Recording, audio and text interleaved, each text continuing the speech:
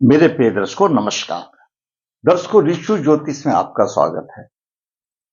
ऋषु ज्योतिष समय समय पर वीडियो बनाकर आपका मार्गदर्शन करता रहा है और दर्शकों जैसा कि आप जानते हो ऋषु ज्योतिष आपके द्वारा दी हुई परेशानियों के ऊपर वीडियो बनाकर आपका मार्गदर्शन करता है। उससे आपका भी मार्गदर्शन होता है और बाकी मेरे दर्शकों का भी मार्गदर्शन होता है और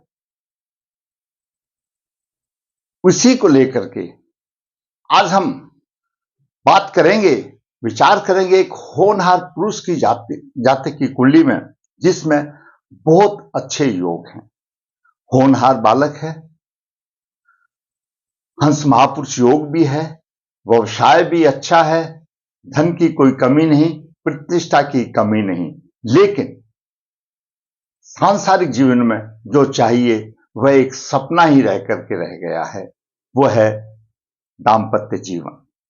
ऐसे जातक का, ऐसे ग्रहों की स्थिति दाम्पत्य जीवन में मधुरता की इतनी कमी ला देता है, बहुत ही उस विषय में दयनीय हालत हो जाती है।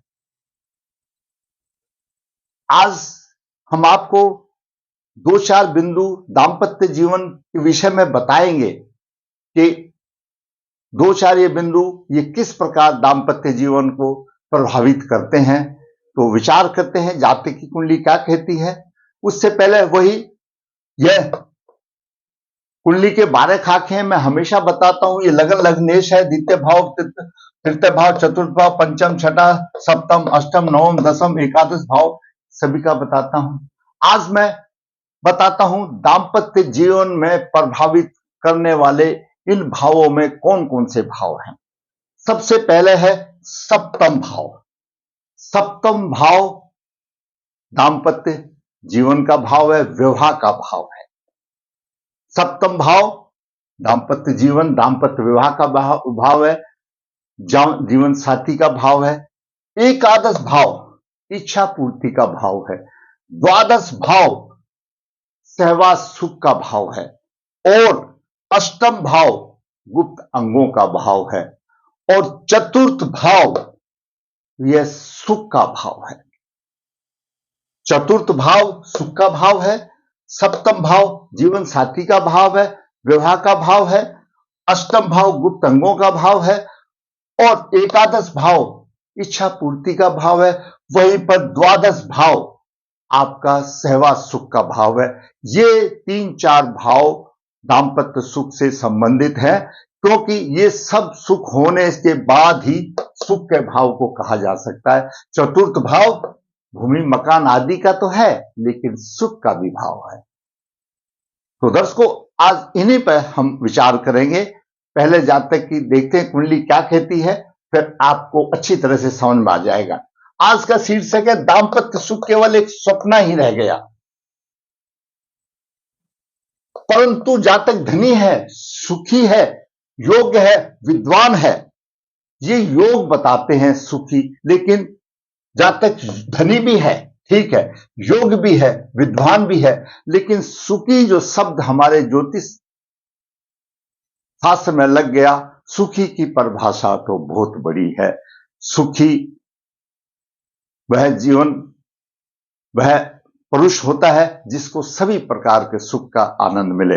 ऐसा सुख क्या जो कि दिन भर तो काम करे और घर में लौटे तो दाम्पत्य सुख बिल्कुल ही नहीं है, तो वह मैं उसको सुखी जीवन नहीं समझता। जातक योग्य है, विद्वान है, अच्छा व्यवसाय करने वाला है और एक धनी है, महापुरुष योग भी बनता है, लेकिन वहीं पर बात अटक आके जा जाती है कि सप्तम भाव से संबंधित परेशानी आ जाती है। आइए विचार करते हैं क्या कहती है जातक की कुंडली। जातक का जन्म 28 अक्टूबर 1990 शुक्ल पक्ष 9 श्रावण चरण 4 गुरुवार को हुआ। जन्म के समय पर करक लगन उदय हुआ। करक लगन के 21 डिग्री विराजमान है, साथ में केतु 8 डिग्री 56 मिनट लेकर के और लगन में उच्च राशि में गुरु 18 डिग्री लेकर के विराजमान है। यहीं पे मैं बताता चलूं, लगन में गुरु बलवान होता है और वह भी उच्च राशि में, और जब केतु साथ में हो तो जातक ध्वज का काम करता है कुंडली में केतु। जातक की कुंडली में अगर कोई भी ग्रह स्वराशि में हो तो उसके शुभ प्रभाव को और बढ़ा देगा, उच्च राशि में हो तो और बढ़ा देगा, और नीच राशि में हो तो नीचता की तरफ बढ़ा देगा, क्योंकि केतु यहां पर ध्वज का काम करता है और ऊंचाई पर ले जाने वाला काम करता है। साधारण तौर पर सोचो कि गुरु उच्च राशि में है और लगन में है, और लगन लग्नेश स्वयं जातक का प्रतिनिधि करता है, जातक को अच्छी ऊंचाई पर ले जाने वाला है। और यहां पर इसको हंस महापुरुष योग कहा गया है। हंस महापुरुष योग विशिष्ट योग है और जातक को विशिष्टता प्रदान करता है। जातक एक विशिष्ट आदमी बनता है, उसका सभी सम्मान करते हैं। चतुर्थ भाव में तुला राशि, तुला राशि का स्वामी शुक्र अस्त है। अपनी ही राशि में तुला राशि में स्वामी अस्त है। यहां पर शुक्र मालव योग तो बनाता है, लेकिन मालव योग की धज्जी तो उड़ गई क्योंकि शुक्र अस्त हो गया। दूसरी तरफ सूर्य नीच राशि में, सूर्य द्वितीय भाव का स्वामी है, नीच राशि में आ गया। बुध 14 डिग्री लेकर के आसमान है, बुध तीसरे भाव का स्वामी, द्वादश भाव का स्वामी अस्त हो गया। आगे हम बात बताएंगे कहां तक आती है। छठे भाव में शनि 25 डिग्री लेकर विराजमान है। सप्तम भाव में राहु 8 डिग्री 56 मिनट लेकर के विराजमान है। तो चंद्रमा लग्नेश 21 डिग्री लेकर विराजमान है। सप्तम भाव में चंद्रमा का और राहु का ग्रहण योग बन गया। एकादश भाव में मंगल शत्रु राशि में 20 डिग्री लेकर विराजमान है। कर्क लगन के लिए मंगल प्रबल कारक है। पंचम भाव का स्वामी है, दसम भाव का स्वामी एकादश भाव में शुभ स्थिति में है, धन को कमाने वाला है। परंतु एकादश भाव इच्छा पूर्ति का भी भाव है। इच्छा पूर्ति के भाव का स्वामी शुक्र अस्त हो गया। आगे बढ़ने से पहले मैं बताऊं दर्शकों, पुरुष जातक के लिए शुक्र विवाह का कारक है और सभी के लिए शुक्र भौतिक सुख देने वाला है। शुक्र दाम्पत्य सुख का दाता है। शुक्र लक्ष्मी है और जिसका शुक्र बिगड़ गया उसका जीवन भी बिगड़ गया समझ लो। मैं हमेशा वीडियो में बताता हूं, क्योंकि शुक्र ही ऐसा है जो दाम्पत्य सुख को सफलता की तरफ ले जाता है और संकट और यानी निरस्ता की तरफ ले जाता है। कि मधुरता जिसमें कम होती है, सुख का नाम नहीं होता, उसकी तरफ भी ले जाने वाला होता है। और शुक्र लगभग 6 महीने तो अस्थिर रहता है। सूर्य से नजदीक बुध होता है और बुध के थोड़ा सा दूर जाकर शुक्र होता है। तो बुध और शुक्र सूर्य के नजदीक रहते हैं। जिसका शुक्र बलवान होता है, वो जिसका शुक्र अच्छा होता है, वह बालक धनी होता है, उसे सभी प्रकार के सुख मिलते हैं। शुक्र को शुभ स्थिति में होना अच्छी बात है। यहां पर शुक्र अपने ही राशि में खत्म हो गया, मस्त हो गया। मालव योग की धज्जियां उड़ गई, मालव योग की धज्जियां उठी। मालव योग भी एक विशिष्ट योग है, पंच महापुरुष योग में से एक योग आता है। दर्शकों, शुक्र जातक के विवाह का कारक है। जैसे तैसे कोशिश करने के बाद जातक का विवाह में भी देरी हुई, विवाह में भी देरी हुई और फिर स्थिति इस प्रकार आ गई कि विवाह होने के बाद भी जातक को दाम्पत्य सुख नसीब नहीं हो रहा है। बात करते हैं आगे ग्रह योग क्या कहता है। कर्क लगन वाले, जैसा कि हम हमेशा बताते हैं, इनके स्वामी चंद्रमा हैं। इनकी मानसिक शक्ति तो अच्छी होती है, भावनाप्रद है, भावना में बह जाते हैं तो अच्छा बुरा भी नहीं सोचते।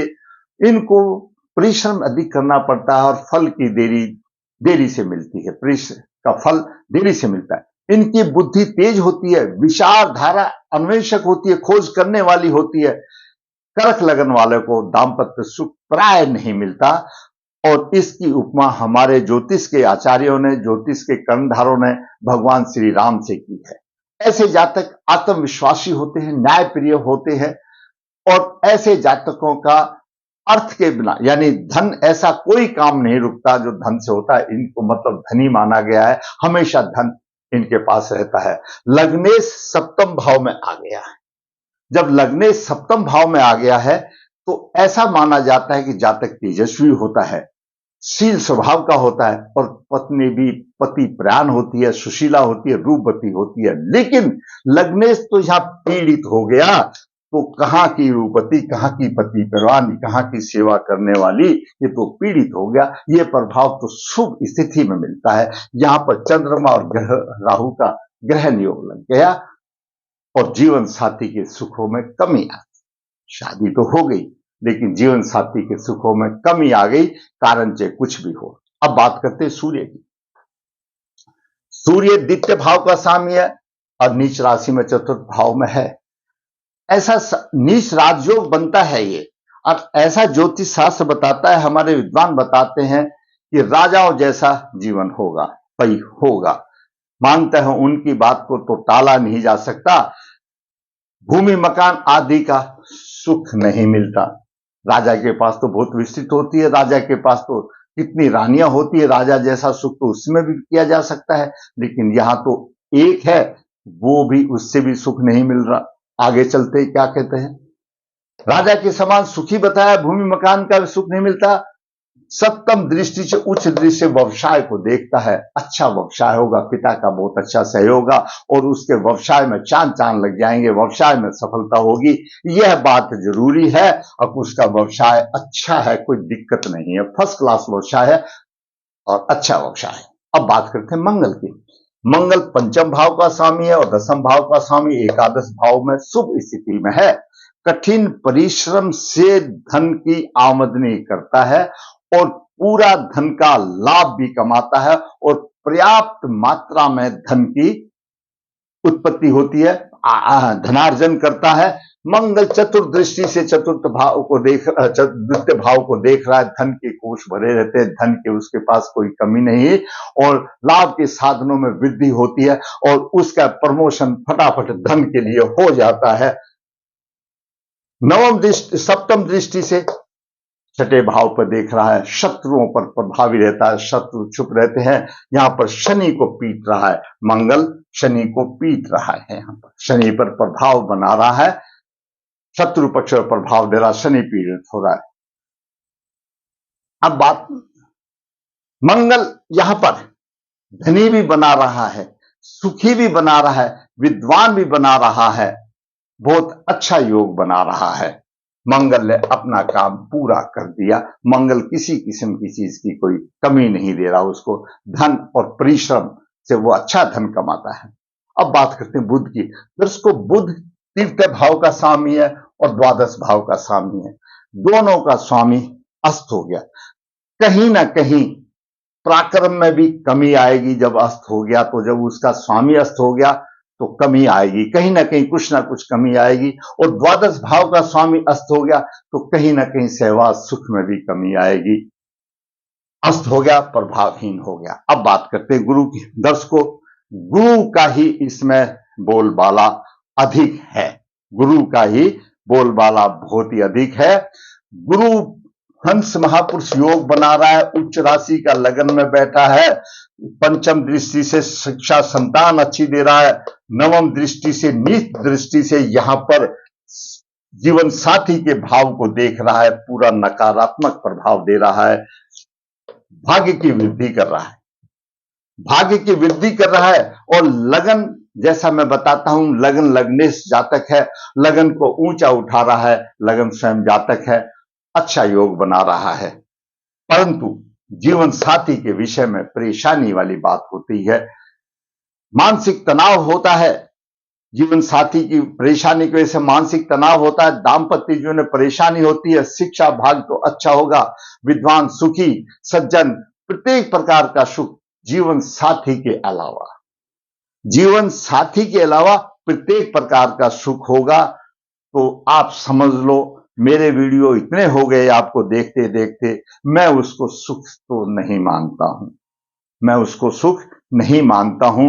एक संसारिक आदमी को एक संसार में रहना है, समाज में रहना है, या तो अध्यात्म की तरफ चला जाए वो भी बात है, लेकिन अगर संसारिक आदमी के जीवन में अगर जीवन साथी का सुख नहीं है तो अपना अपना सोचने का तरीका है। आप मानो तो मान लो, भाई मेरी तरफ से तो थोड़ा सा नकारात्मक सोच है मेरी। अब जिसका जीवन साथी का सुख नहीं, उसको क्या सुख होगा? क्या राजाओं जैसा होगा? राजाओं जैसा तो भगवान ने बना दिया, बोला सूर्य राजाओं जैसा उसको देगा, धन वैभव सारा देगा। राजाओं को 30 कितनी कितनी रानियां होती थी, इस बेचारे को तो एक आई, वो भी ढंग की नहीं हुई, उसमें भी घाटा हो गया।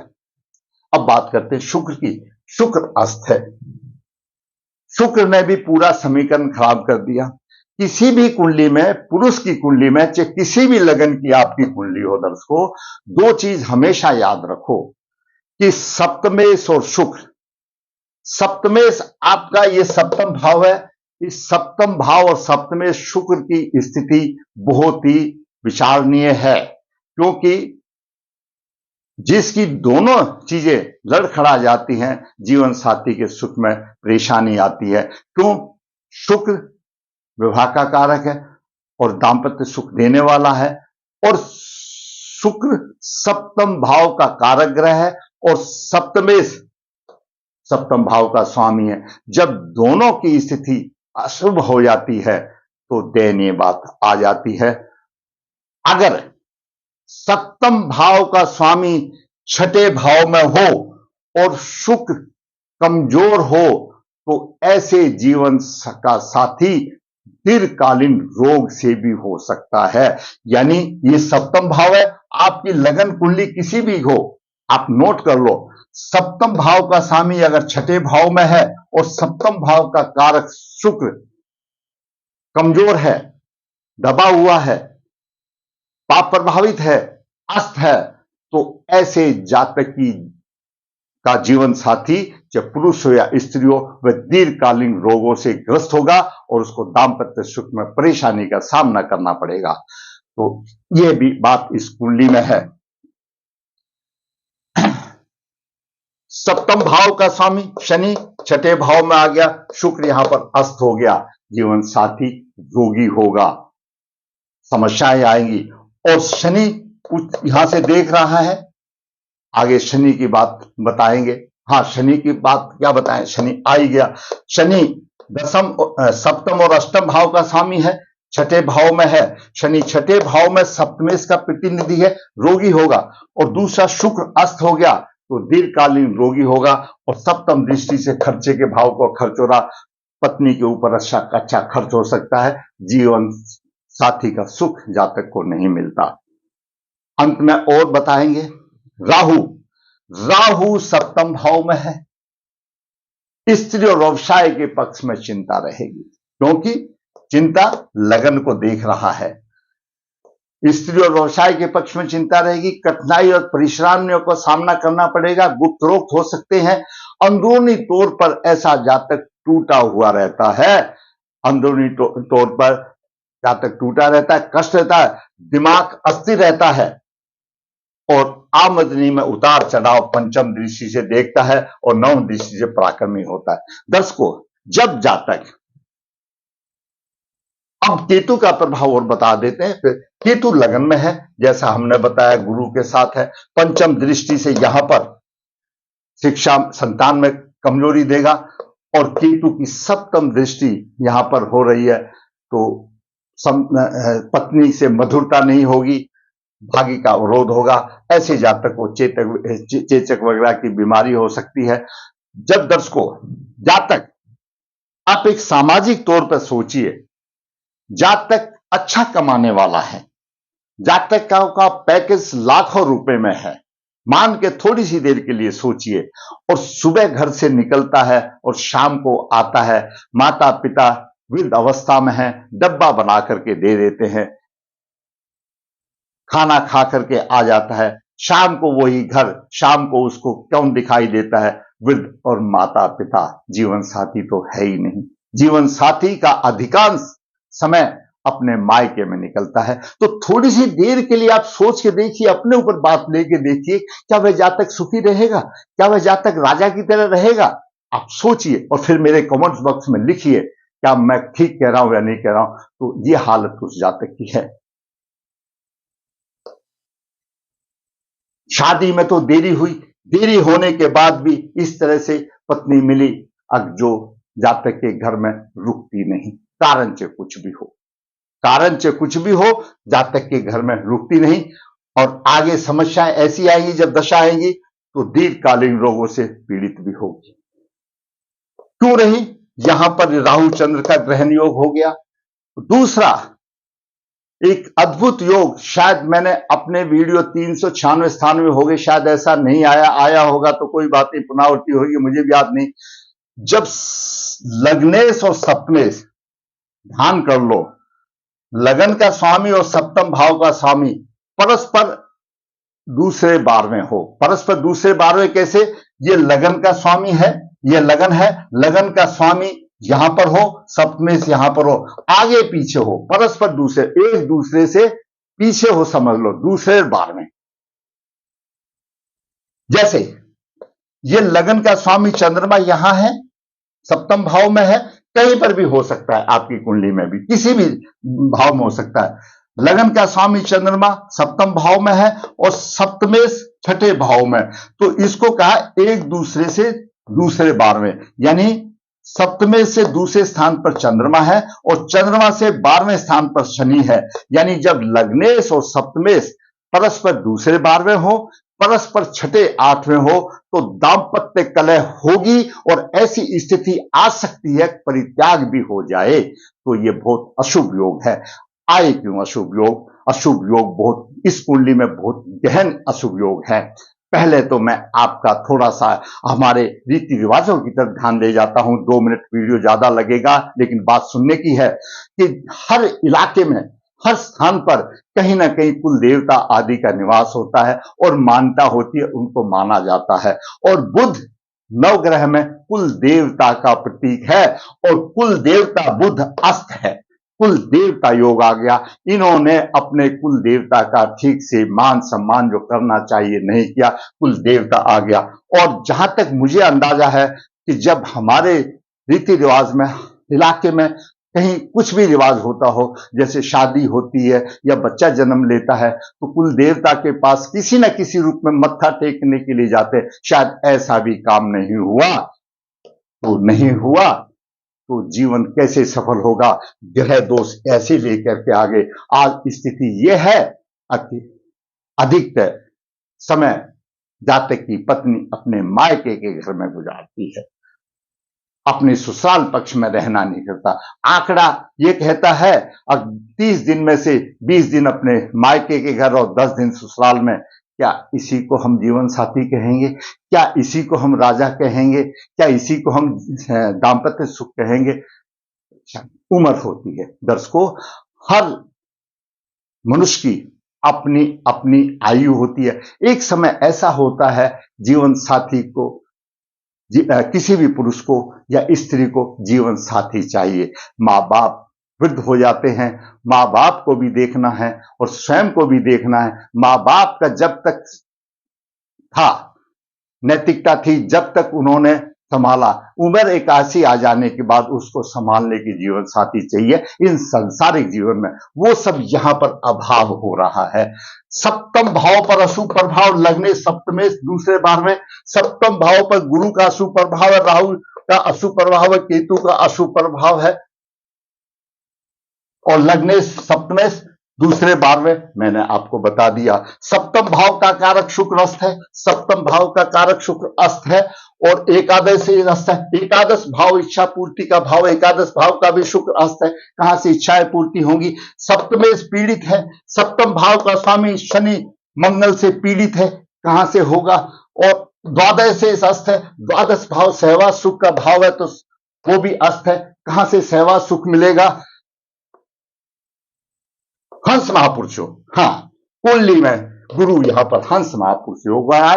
विशिष्टता है, घर से बाहर जातक को बहुत सम्मान मिल रहा है, बहुत सम्मान प्रिय है और सभी प्रकार को भोग का आमदनी की कोई कमी नहीं। विशिष्ट व्यक्ति है, घर में तो कुछ भी नहीं है, घर से बाहर ही है। विपरीत राजयोग भी है। क्यों? शनि अष्टम भाव का स्वामी है, छठे भाव में आ गया और पाप ग्रह से पीड़ित है। विपरीत राजयोग भी है।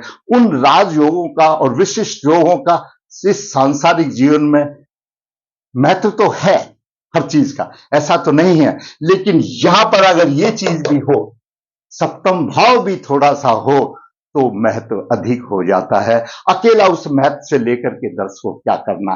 तो ये जातक की स्थिति रही। जातक की अभी गुरु की महादशा चल रही है 33 तक, उसमें बुध की अंतर्दशा, बुध जबकि अस्त है, बुध की अंतर्दशा 28/12/21 से इसी चल रही है, यह भी अनुकूल नहीं रहेगी। केतु की महादशा वैसे अनुकूल नहीं, शुक्र भी अस्त है। ये सारे जो अस्त हैं, पीड़ित है, इनकी दशा महादशा सब अशुभ फलदायक होती है। जातक की कुंडली में पितृदोष है। ग्रहों की स्थिति से आसार से अपने में अनुभव के अनुसार से कह देता हूं, जो हमने पत्रिका जो पूजाएं हमने कराई है पितृदोष की, ऐसे जातक के पूर्व प्रकट हो जाते हैं। इनके कोई पारिवारिक अतृप्त आत्मा में है जिसकी मुक्ति नहीं हुई है। कुल देवता दोष है। कैसे होगा? जो अपने उसको नहीं मानता है, जो जिसका जहां कमी है नहीं है उसको देखता है, तो फिर इस तरह के दोष आने स्वाभाविक है।